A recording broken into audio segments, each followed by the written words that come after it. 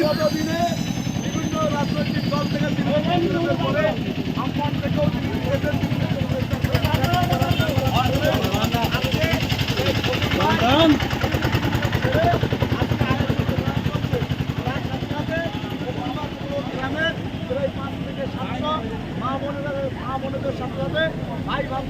ভাই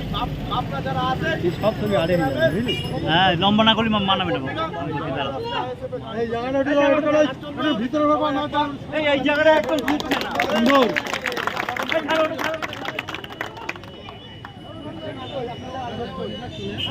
এই ক্যামেরা চালু করে কি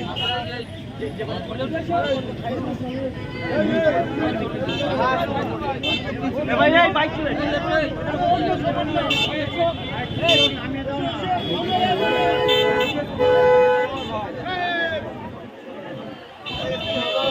এসে আর গেছে হয়তো মিল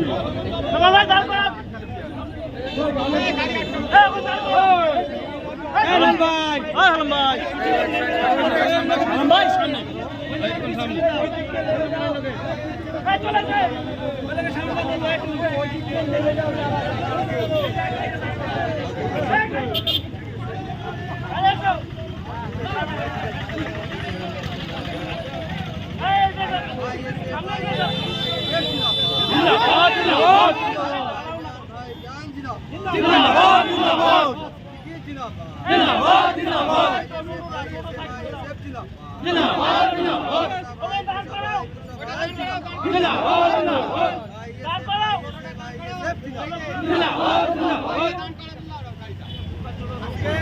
ধন্যবাদ জানাচ্ছি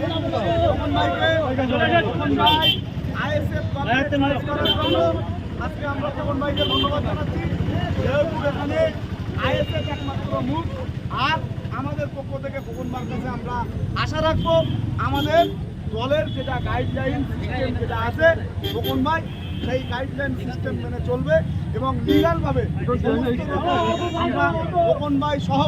আইএসএফে যারা আজকে জয়েন করেছেন তাদের সাথে আমরা আছি সমস্ত রকম সমস্যার সমাধান করতে এবং সমস্ত রাজনৈতিক সমস্ত রকম সমস্যা আছে আমরা সমস্ত রকম সহযোগিতা আমাদের কাছে পাবেন আমাদের এখানে পঞ্চায়েত কমিটি যারা আছেন খোকন ভাই আছেন আমাদের বিধানসভার দায়িত্বে